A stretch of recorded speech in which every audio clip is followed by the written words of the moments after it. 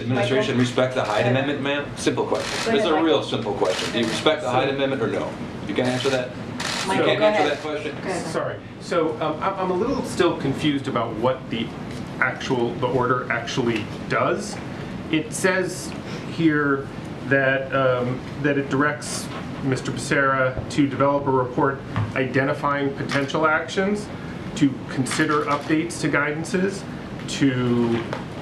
it directs the chair of the Federal Trade Commission to consider actions, asks Mr. Becerra to consider actions about protecting information.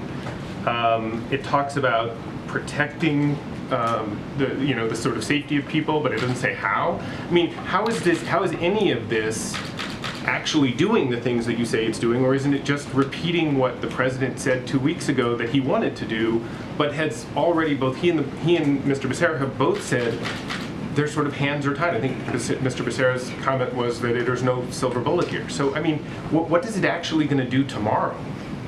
There are many new things in here, so let me walk through a few of them. First of all, on privacy, what we are seeing is already an assault on people's privacy, and there's sort of two things in the executive order to address that.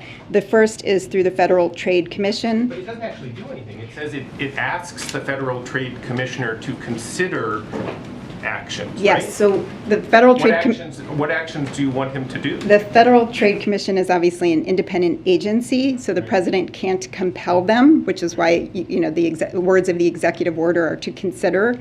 But what I believe the Federal Trade Commission is looking to do is to ensure that people's private health information is not sold by data brokers, that when somebody goes on and does a Google search to find an abortion clinic, that information is not made publicly available. They have to make their own enforcement decisions, and obviously certainly not me, but the president can't compel them to bring any sort of enforcement action, but they can clarify their policy, and that's what this executive order asks them to do.